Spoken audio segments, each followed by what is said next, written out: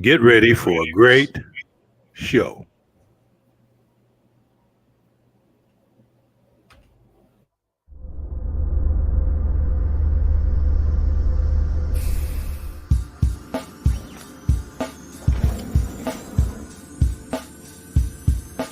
Black space is a place for us. Real people with real issues.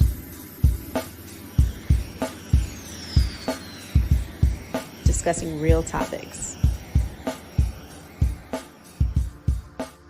Black space. A safe space for our community.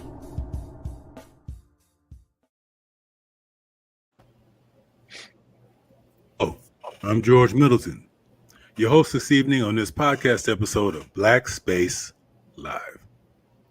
For the topic of our discussion today, we are going to examine part 2 of the question: has feminism been a net positive for the Black community?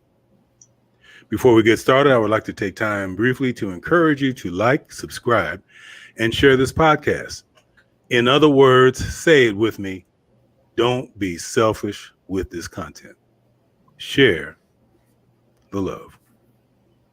You can catch Black Space Live on YouTube, Instagram, Twitter, Twitch, and Spotify. And you can catch us on Anchor FM, Podcast Addict, Apple Podcasts, Google Podcasts, Amazon Music, and iHeartRadio. And after the show, please join us on our Discord server. Now, we got a star-studded panel here. We got some heavyweight mental material here, and we're going to get into it. We're going to bypass all the niceties of the formalities because yours truly was running behind and was doing all kinds of crazy stuff. So we want to engage the watchers, viewers, and listeners as quick as possible. So as we open this up for discussion, panelists, you can say a little bit about yourself and then get right into the topic. In part 1, I gave a little monologue. I was sharing my experience about how when the producer came up with this discussion topic, it started to open my eyes in my other social contexts. And I realized how pervasive this gap is between the male and female in the African community. And so that led into this discussion about feminism. And we had a really dynamic discussion. We talked a lot of stats and research and, political stuff. But I got a strange notion. And so I'm going to put one of our panelists on the spot today and hope she's up for it. I gave the clue away.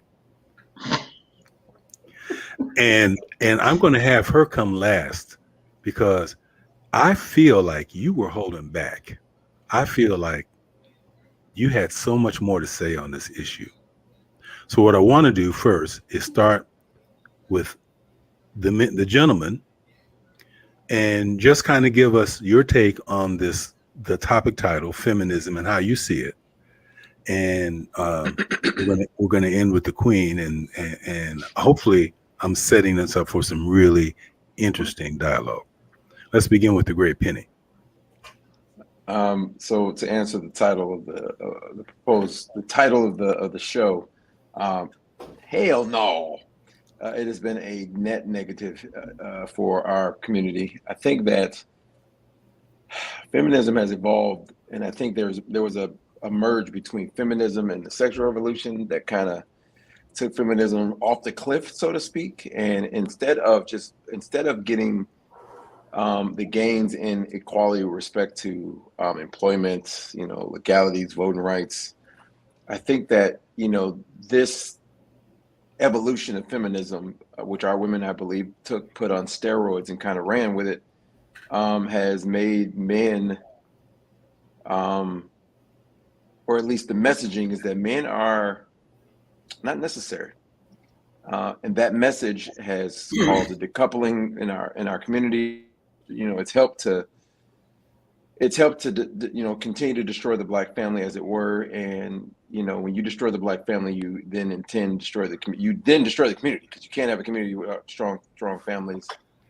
Superfluous is the word. It's rendered. It's the message that men are superfluous, And I think that it is, it has been a net negative for our community. And I'll kind of leave it there. All right. All right. Anthony, welcome. Thank you, sir.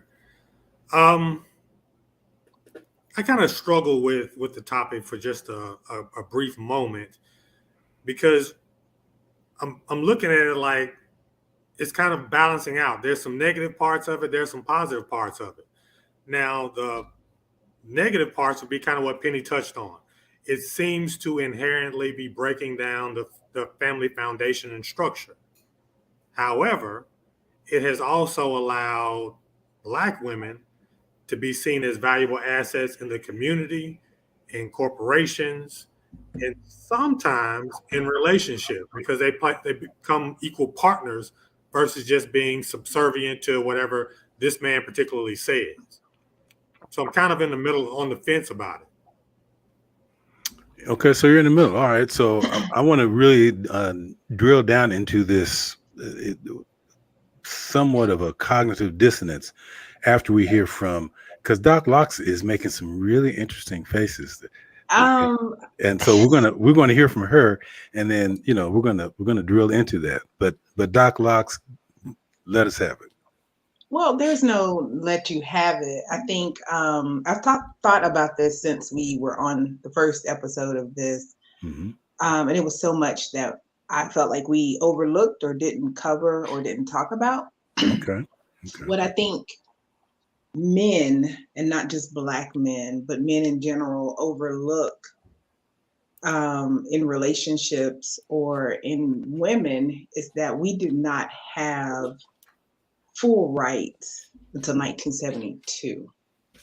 Some would argue 1973. So when we look at the strong family, a lot of people tend to over romanticize what they think they saw with their parents and their grandparents. So if I were born in 1920 or 1940, I couldn't have a bank account. I couldn't rent an apartment. It would be difficult for me to buy my own car or to buy my own house, right? So now that women have these rights and are supposed to be paid at the same rate as men and can vote, I think men now are feeling the brunt of having to work for attention, when in those times, I won't say they didn't have to work for it, but I think it was a little bit easier. So now if you meet someone, or if you're talking about a family, and it irritates me because I'm a single parent and I have a son, and we are a family, and we're always told that we're not a family, but we are a family. We have Thanksgiving dinner together. We have Christmas dinner together. We eat together almost every night. We do all the things that a family does. There's no husband present. And that's a decided choice by me, because I wasn't going to have men in and out of my house while I was raising my son. So it's like, damn if you do and damn if you don't. I agree more with Anthony about it, being in the middle, because I think in the last episode, the tone was very negative towards women and how women raise their children. And it was an all or nothing. And that's just not how our community works. We are not a monolith. So that's why you saw the faces. And I'm still really thinking about, is this a positive or a negative? But I get paid more. I've had more opportunities as a person who benefits from feminist movements. I can make decisions on my own. And I think all people should have that, not just men. Okay, I got you. So let me summarize up there real quick, and then I want to ask a question. You're saying that women historically did not have full rights until 73, when 73. They passed Roe versus Wade. 73 Roe Wade. Okay. Mm-hmm. Roe versus. And even when after I divorced, mm-hmm. and I went to the doctor and I said I don't want to have any more children, she said, because we were in the middle of the divorce, that I would have to have a note from my husband Yeah. before I got my tubes tied. Gotcha. Mm. Okay. The husband doesn't have to ask me before he gets anything done. Anything done. Mhm. That's not necessarily true, because when I got my vasectomy, I had to have my wife, or soon to be ex-wife at that time, consent to it. Mm. If you're Okay. married, consent is required for sterilization. Okay. Didn't realize that. Okay, so that But was one. I wanted to push back on something, Jordan. Wait, If I had an just, opportunity. well, But yeah, I'll hold it. you are, yeah, and don't forget it. So I just Okay. want to make sure I'm encapsulating her statement so that we are making sure that this is out. So the other aspect was you're saying now that women have achieved full rights, men for the first time are feeling the pressure of having to work for attention. You said that because you're a single mother, that it irritates you, frustrates you, because you're consistently being told that you're not a family. Mhm. And I want to find out who's telling you that. And then you felt like at the on part one of this conversation that women were cast negatively, more negatively than you felt was appropriate.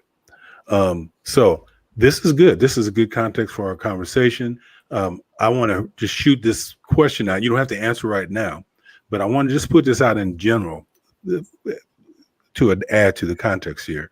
Then Anthony had a question, and then Penny. If feminism has empowered the woman and improved her position, but has not improved the family, then is that good for the African community? So It depends. just think about that for a minute. Don't answer yet, Doc Locks. Just think about that for a minute, and then I want Anthony, you had something you wanted to say to Doc or respond based on what she I said. was just responding back to the consent aspect of it, because anytime you're married, you do have to have the consent of your partner or your wife, from a man's standpoint, from your husband, in order to make any kind of reproductive changes. So it's not a one-sided thing; it's both sides. I think it depends upon where you are. That could be possible. Mm-hmm. Yeah, As I because in the said, I state think that I was in, men did not have to say anything to their wives about it. Interesting. yeah. Well, I wanted to push back against with this idea of women and money. I think that so Betty Friedan, who has recanted many of the things that she wrote with respect to women and money, I think that was going to happen anyways. In the 1920s, most people didn't own a house. Most people didn't have credit. Most people were poor and broke. We didn't start seeing economic gains until the 40s, really, as a nation. And then when I say nation, I mean white people. But again, this is the baton that our Black women have grabbed and run with, because we were still far, far, far behind everybody else. With prior to the Industrial Revolution and prior to the advancements in technology, everybody worked, and everybody was, it was pretty agrarian. Everybody was pretty much working hard jobs, getting paid nothing. And the men had the advantage because everything was pretty much physical. Once things were mechanized and we moved into the office, women were already starting to see, they were already starting to make advances in the office. They were already starting to, earn, and, there were already women making advances in medicine, with respect to being doctors, scientists. Of course, it's taken off in the last 40 years, but we were already trending in that direction. And I think But that I'm was talking because about of the pay. I'm not talking about the access. We didn't get access equally, and then we still aren't paid equally. But the pay, and again, that pay argument is also false. It's not false. I live it every day. It's the stat that women are paid 70 cents on the dollar to men takes every job for men and women, and it comes up with the number and compares the two. If you're comparing apples to apples and not apples to oranges, men and women make the same. The only difference The only time there's a difference is if women, because if women decide, if you have a woman that doesn't have any kids and a man, they make the same. The only time there's a difference is when she leaves to raise kids. That's the only time there's a difference. And if That's we're talking not about true. hourly, that is very true. If we're talking That about is not hourly, true. if we're talking about hourly, cities post, now I'm talking about city jobs that pay hourly. They're in the union, so the pay is prescribed per the contract. When cities do this all the time, they post the top 10 earners. It's kind of a way to poke at public workers, which is stupid. They post the top 10 earners, like the top cops that earn, over 100 grand. They do this in like San Diego and Chicago and different cities. Those lists all consist of rank and file men. It's not that women are paid less. These men work way more hours. Uber looks at what, in Uber, it's a formula. So it's not like Uber can decipher a male from a woman, right? Uber shows that men out earn women purely because men are going to drive more hours. It's not a matter of companies paying less because you're a woman. If that were the case, these greedy companies would just hire more women. And What about Well, let me ask a question, because in correlation to the topic, is it a net positive for the Black community? Are we talking about financially, or are we talking about the family structure here? Because financially, you can go either way. But when it comes down to the actual foundation of a family, which is different for everybody these days, because you can have same-sex parents and children, you can have mixed race, however way you want to call it. But if you look at it from the topic standpoint, the real question comes about, are our choices a positive or a negative for the overall Black community? Because more women are choosing to be single and more men are choosing to be single as well. And then there's that small percentage of people that actually want to couple and actually get married. Are more women choosing to be single because of this feminist concept? No, I think for me, marriage was like my first job. And I feel like and my mother will even ascribes to this, for the first 5 to 10 years, men benefit more in the marriage than women do. But they are very, very traditional. So for me, it's just a matter of freedom, right? And I joke about this because I have a son that's going to college in like 4 days. And I said, I'm just glad that now I can eat Apple Jacks for dinner because I don't have to anybody anymore. When I go to the gym, I don't have to stop at 8 o'clock because I have to go pick up somebody from football practice or lacrosse practice or whatever. When we look at traditional modeled homes, the brunt of the work is on the woman who has already worked an 8 to 5 or 4 to 12 or 7 to 11, whatever, and then comes home and cooks and cleans and takes care of the kids. So that's a whole lot of jobs. So when people like me watch their mothers grow up, work 8 to 5, take care of the kids, wash, iron, clean the house, and going to church on Sunday and Wednesday, I'm opting out because I don't want to do all of that. Now this is going to sound terribly chauvinistic, and I do not. I'm used that's to not it. my. That's not my. Thank you, Doc. Thank you so much. So that is truly not my intention, but I am a man, and so I do have my limitations. But here's my question: why does a woman have to work out of the home and in the home? Why can't, in our community, the woman work in the home if that's her choice, while her mate works out of the home? I think it's too expensive, right, to live. So people want the 5-bedroom house, not the 3-bedroom house. That's based on wants, though. Right, That's not necessity. A dual income household. I didn't say it wasn't necessity. But that's. So I think we have grown, like, I don't know how you all were raised, but my parents were like, well, now you do better than we have done. So if I grew up in 5 bedrooms, then that means I need 7 bedrooms, right? Or something.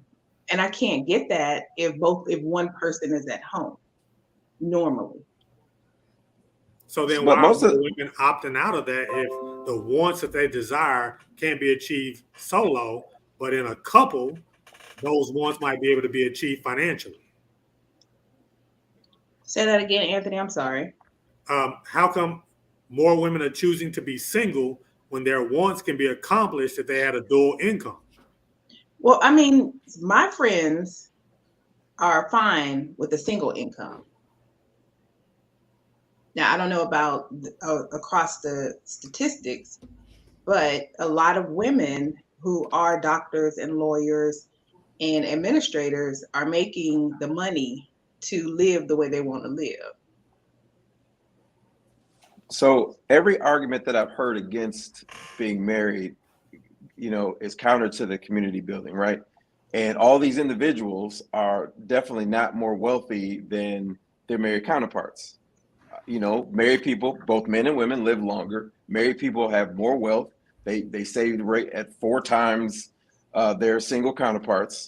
This is one reason, and I quote this stat often, this is one reason why Blacks are not last in earnings, right? We're second to last. Latinas and Latinos earn less than we do, but they have more wealth than we do because they marry more than we do.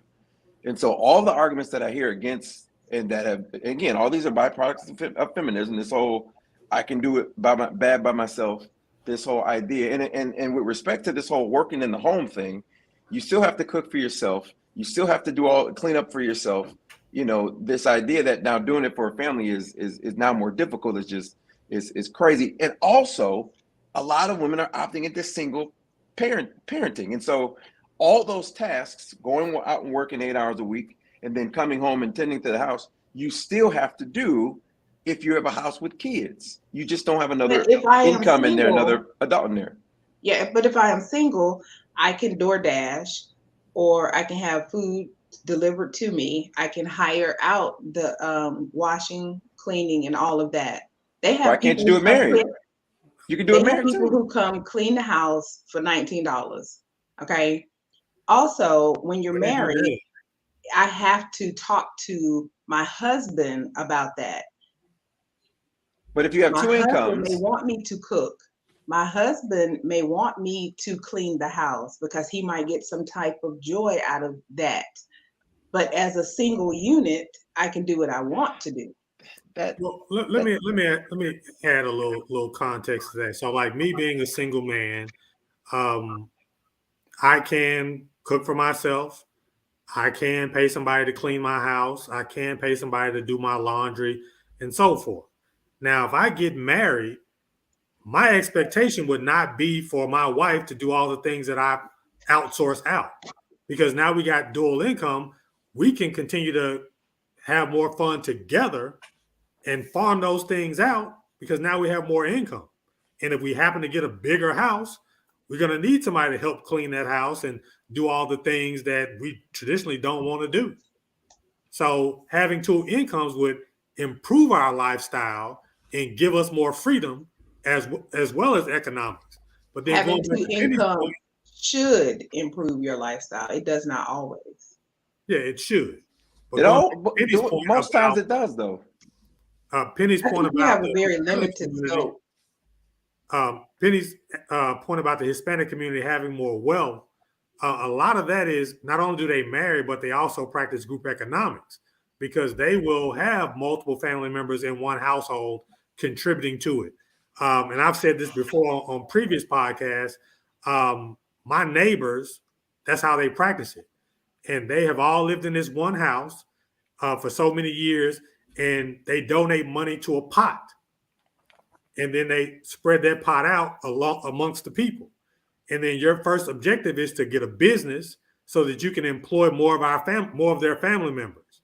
Once they get a business going, and then they go and buy a house, and then they move more people in there so they can pay off the first house, pay off the second house, pay off the business, and they have accumulated like 3 or 4 houses before they start buying things like cars and going on lavish vacations. It's about the structure of it, and not necessarily the choice of I can do bad by myself, or I can eat Apple Jacks every night, and DoorDash or whatever the case may be. Let me interject here. Hold your thought there, Doc Locks. This is really an important aspect of the discussion as to the impact of feminism and this family structure. And Anthony, you asked a great question earlier. Is it about finances, or is it about structure? Is it about community? So this is really where the rubber meets the road. But hey, we have another great panelist I want to bring in and catch her up to speed. Ms. Zuri, how you doing? How you doing? Good to see you. Can't hear. Are you good, Ms. Zuri? You got that mic going? Oh, there we go. Good. How are you guys doing? All right. Yes, we're just getting a little bit of a freeze frame every now and then. So just letting you know that I want to catch you up to speed. We opened up with a summation of the part one, and I restated just a brief position of my monologue about my increased awareness of this gap between the male and female in our community. Then I unexpectedly or unbeknownst to one of our esteemed panelists here, put her on the spot because I felt like she was holding some things back from part one. And so she has been much more forthcoming about her perspectives on that, which we'll get into, but I'm just kind of bringing you up. And now we're at the part now where Anthony asked a question as it deals with this topic of is feminism been a net positive for the Black community? Anthony says, well, what aspect are we talking about? Are we talking about financially, or are we talking about structurally, community, family? Doc Locks made a statement which was really eye-opening. We were talking about dual income versus single income family, and Doc Locks said, "Hey, me and my crew, we good with just with our income. We good." No, I said my friends. I don't put me there yet. No, I thought you said me and my. Okay, I got you. Thanks for the correction. Which was very, very eye-opening on that, because I think that does represent a lot of successful African American women's attitudes about relationships and where other men fit in. So this is kind of the Reader's Digest version of what's happened so far. Zuri, would you come in and just kind of give us your take, and then we'll take it from there. I don't think feminism has had a positive effect on the Black community.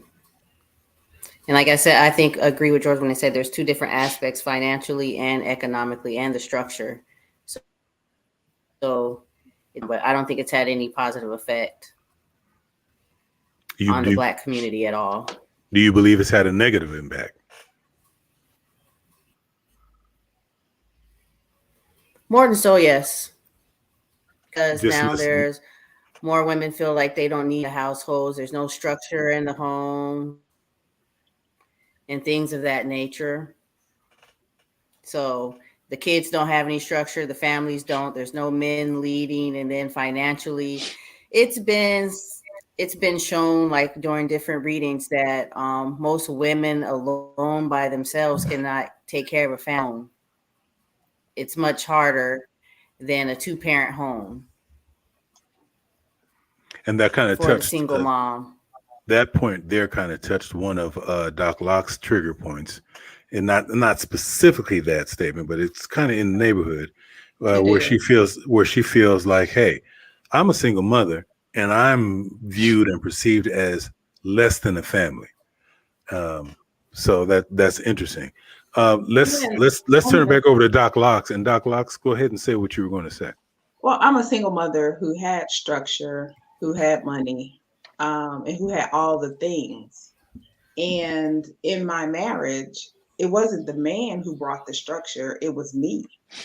So I think it depends on the people, which is what I was saying the first time we said we did this. If we're looking at people who are socioeconomically depressed, then their lives sometimes are a little bit more chaotic than people who are middle class, because middle class people have access to a lot of things. They have access to before and after care. They have access to family and friends that can help them raise their children. They have access to money and resources, and they have entry into societies that will help them. Whereas some people who might not have that may struggle a little bit, and they might have to take their kids with them everywhere they go. So I understand that my background and how I was raised and the money that I've made allowed me to do certain things that others may not be able to do. But the money I made also limited some of the things that we could do. But I'm not sure that being married would have allowed us to do those things, because if we're being realistic, he had student loans. I didn't. Okay. He had other children. I didn't. So I don't understand why we look at parenting being solely on the mother, or that fathers bring structure only, because anybody can bring structure. Okay, So so I respect you, your feelings about the perception of you as a single woman and how that comes. I want to toss the other half of what you're saying over to Penny. This may sound like what do they call it when you ask a question that's really obvious? It'll come to me anyway. Penny, to me, what I'm hearing from Doc Locks in her rationale, it sounds like her reasoning, as logical as it is directly influenced from this concept of feminism. I'm hearing feminism induced thought processes here that, even though, she's coming from a very an authentic place with her experience, in the overall picture, the big picture of feminism, I'm hearing a lot of feminism induced outcomes of thinking here. What say you on it? Am I reaching here or what? So, and that's the problem, right? This is one of the problems. So she's the exception to the rule, right? Every study amongst every study that's been done by liberal groups, conservative groups, religious groups, all point to the greatest institution for raising and rearing children so that they can come out as the most productive citizens possible. I'm talking about educational outcomes, income outcomes. I'm talking about avoiding the criminal justice system. I'm talking about mental health outcomes. I'm talking about avoiding, the worst case scenarios such as self-deletion. All point to two-parent households, specifically point to dads being in the lives of those children, right? But the exception that we always argue the exception to the rule. There's an individual by the name of an attorney by the name of Reginald Betts. He's a former convicted felon. He got out of prison. He went to law school. Nobody in here would tell young men that wanted to be lawyers, it's okay if you go to prison first because you can still become a lawyer. That would be bad advice.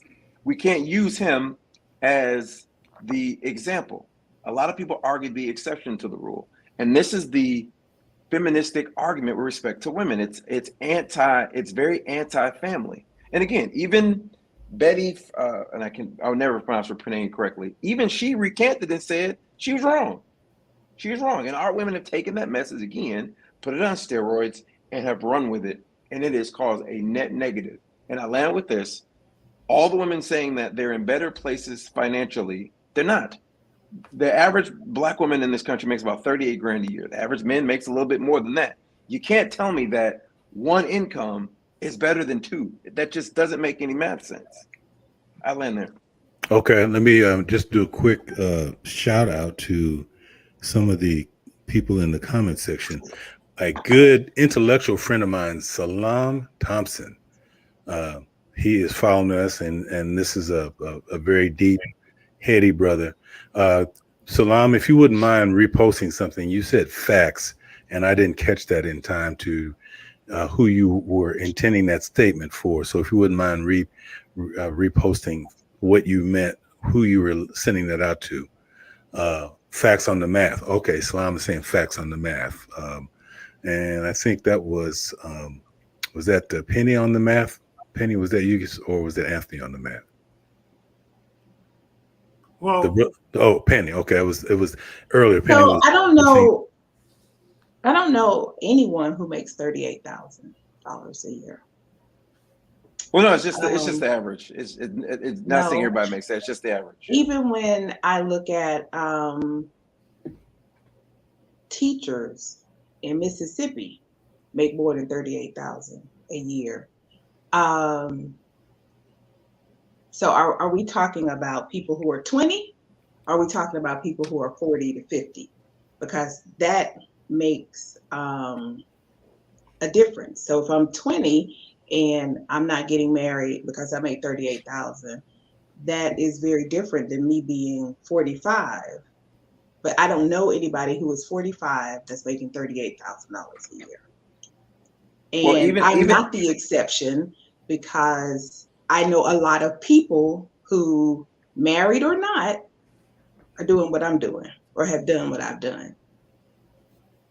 So, well, I was going to say that's the median income for Black women in this country. Certainly, if you adjust for age, they take, just like the men versus women income, they take all the Black women, they take their incomes, they come up with a median income, and that's the median I know income, how meaning to do that this. I'm a right. researcher.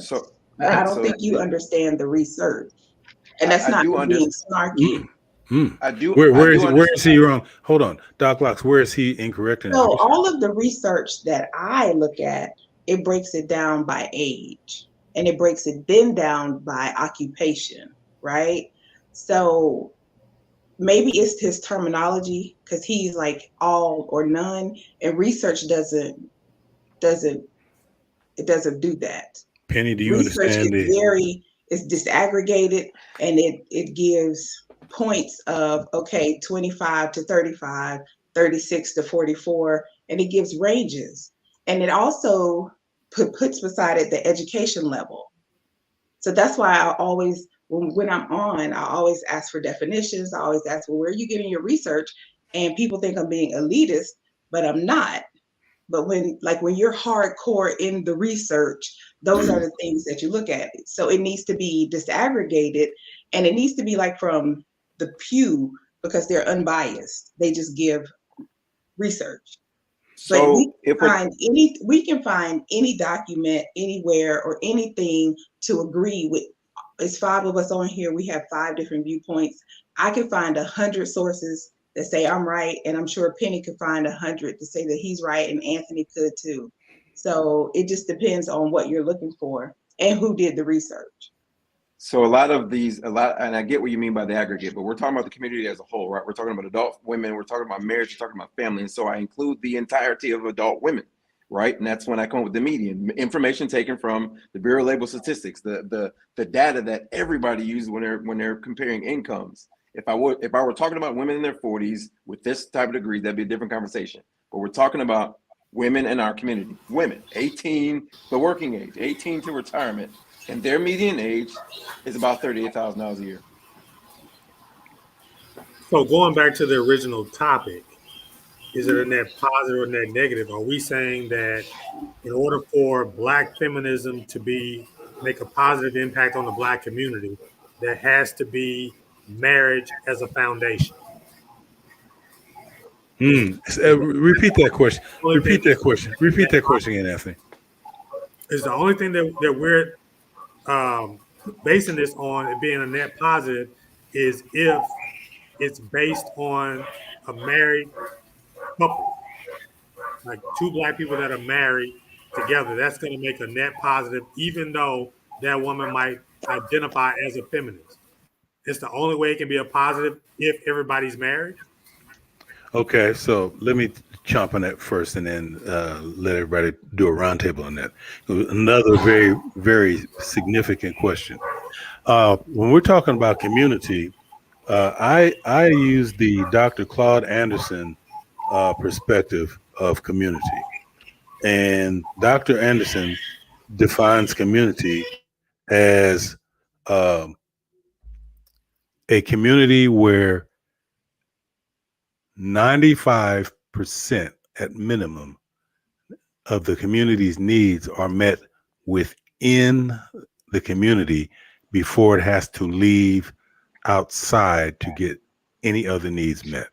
So 95% of its needs involves education, food, finances, housing, all of the quality of life aspects of survival.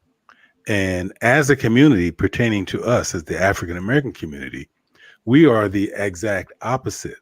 We get 95% of our needs met from outside our community, mostly of the qualitative survival of life needs met. We don't produce, we're not producers, we're consumers. So now we're a consumer-based group dependent on those outside of our community for employment, for education, for, politically, all of these things. We're depending, even the politicians that look like us, we don't even own them because we're not an economic force. Politics requires economic muscle. We don't even have economic muscle to hold politicians accountable. So here comes this political concept of feminism. And the question now gets right to what Anthony's asking. Is feminism creating or helping build this structure, or is it a net deficit?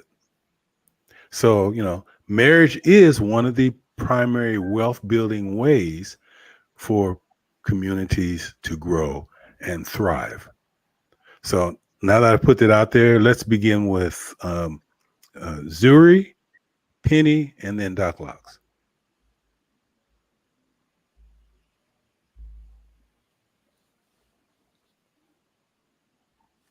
I'm sorry, Zuri, you're muted. Go ahead, Zuri. I was saying I'm trying to get in through my cell phone because my internet's acting. I was going to exchange right quick if I can go next. Or okay, go ahead. You do that, and Penny, you go. So I think that marriage is a big one because our community is at the bottom with marriage, and of course, with respect to wealth and political power, that is the key. You can't build a community without strong families, and obviously, nuclear families are the key of that. I'm not saying that other families aren't good in that, but I'm saying the best case scenario for building communities is a nuclear family. And so and I want to point this out, we're the only community that pushes hard against that. We're the only one. Even whites who started this whole feministic drive had a counter argument to that, saying, hey, you know what? I'm good with being a wife. I'm good with the nuclear family. They had a pushback. Our community had no pushback. And I'll land with this. Even the LGBTQ community said marriage is important because it gave them family, it gave them wealth, and it gave them political power. That's why they have jumped past us in wealth and political power, because even they understand the very fundamental key to building a strong community. Okay. Anthony. Well, I mean, I do think that marriage is important. But even if, when you look statistically, even if every black man married a black woman or married a woman in general, there would still be plenty of women left over that wouldn't be married. So how is that going to continue to impact it in a negative way? I think marriage is a positive thing for the community and for wealth building, but I don't necessarily think that it's the end all be all to being able to create a solid foundation for a community. Okay. Zuri, you're muted. I was going to say I agree with Penny and Anthony. I believe the family is the strong foundation, but I don't think it's the end all be all. But if there's extra women left over, as he says, that there would have to still be some kind of structure there as well to help lead and help with the community as well. But I don't think it's the end all be all. But we all need unity to even start from somewhere. But I believe both, like I said, family is the best foundation because most wealthy people are married. Okay. Doc Locks, I'm going to give you the final word because we are running over time. But this is the kind of conversation I wanted right here. And this is setting us up for part 3 because this is deep. This is layered. And Doc Locks, I'm really appreciative of you just bringing it the way you really wanted to bring it, because we missed that in part one. This really made this a much better, more thought-provoking a podcast right here. So please, you said, and then we're going to close out on some words and go on to the next one. Well, thank you for your kind thoughts. I don't think marriage is the end all be all. It's wonderful. Your friend is in the comments that says nuclear family is key, but we go nuclear on our own family. I think what we're missing here is relationship. And the only relationship, or marriage is not the only relationship. We can build community with single people and married people, different types of marriages, as long as there is a relationship, as long as there is a concept of what we want our community to be and what we want it to look like, right?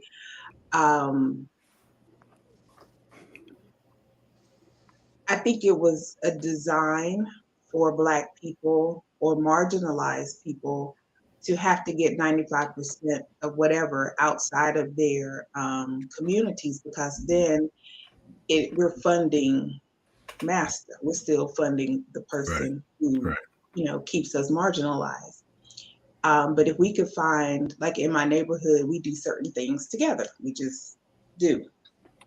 And I think that's how you build community. They don't care that I'm single. What they did care about was that my yard was good and my son was well behaved and I was a trustworthy neighbor. That's what mattered to them.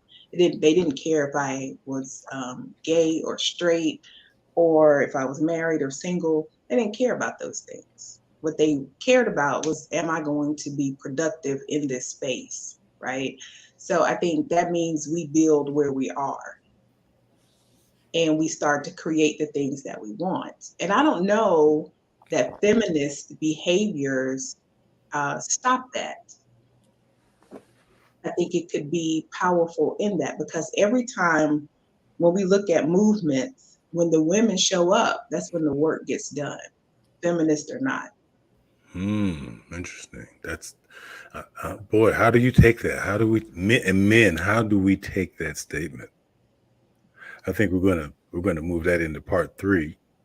And also what I'm gonna do is make sure that for part 3, Salam Thompson is not going to be texting his views in. He's going to be on the panel, because then that boy right there, let me tell you, Penny, you'll get along with Salam just fine. That boy is a mental heavyweight, and he's real about his. So we need to bring this in. This conversation has been great. I really appreciate it. It may not feel like we made any forward movement, but it's always best to assess where you are before you try to move forward. You gotta know where your north, south, east, and west are. Know your GPS before you start trying to take a direction out of the forest. And we are in a forest as an African community.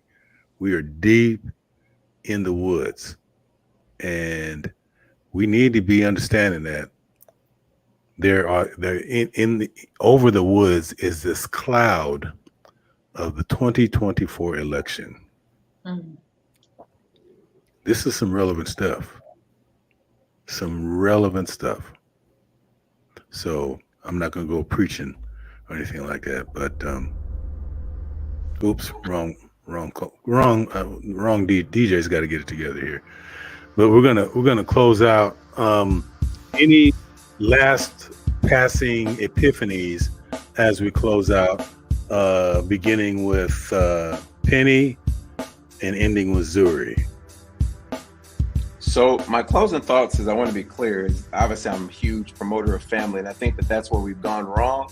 I'm definitely not against women choosing, right? I don't think that, being a wife and a mother is the decision that every woman should choose. I don't agree with that. I think women should be able to choose their own path. However, I think that in our community, there has to be a counter movement against this whole feminism movement. There isn't one. It doesn't exist. We're the only community that's very anti marriage. We're anti-family, or anti-nuclear family, and it is extraordinarily harmful to us. And I'll land here, and as I say almost every time I get the opportunity, the number one victim of this in this institution are boys.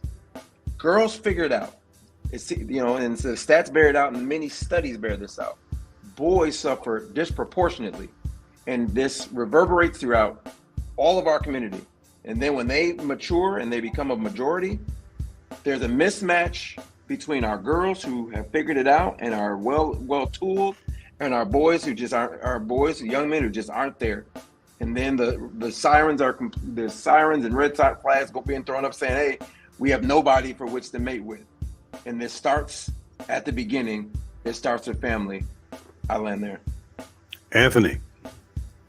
I think in order for us to actually see a net positive in the Black community with feminism, the feminist and the masculine men out there need to start thinking more along the lines of we, not me. Whether it's in a relationship or being single, the community is what's going to be the most important in order for us all to succeed. Powerful. Doc Locks.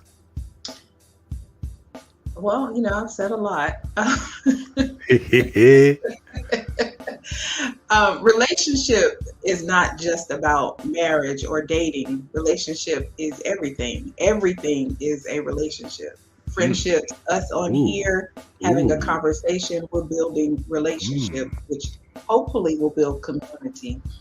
I think there is some pushback on the feminist movement, and it's called the womanist.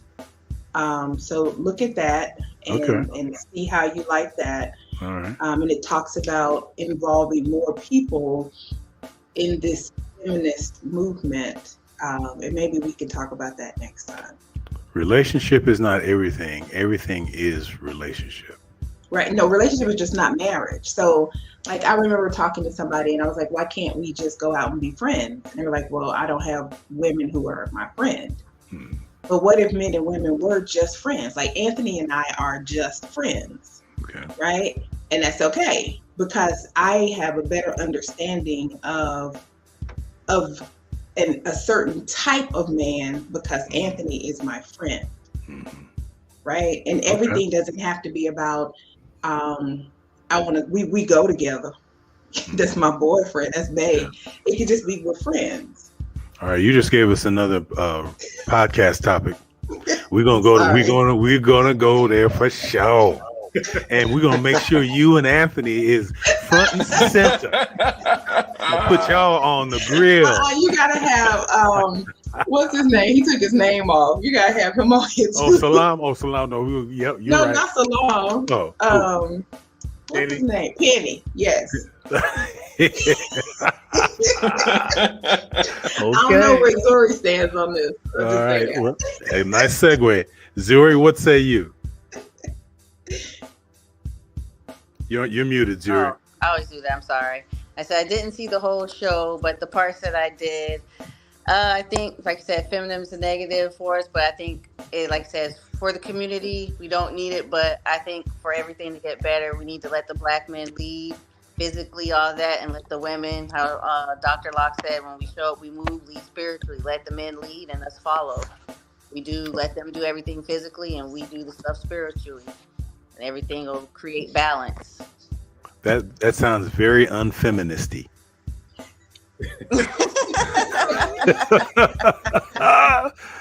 Okay, look, guys, this is great. Doc Locks, thanks for the extra time, because I know you've had a tough day, and thanks to all of you for putting up with my tardiness today. You guys are just the excellent panelists, and you still brought a quality discussion. I really thoroughly enjoyed this level of discussion. Got to have everybody back. Salam, you are the bomb. I think I rhymed right there. And bars, baby, bars. So we're gonna get Salam. You all will really enjoy Salam, and we want to weave him into the Black Space Live community. Hey, great discussion. Thank you for hanging out and putting up with our mind dribble. Have a great week. And until the next time we meet, we will see you in the black space.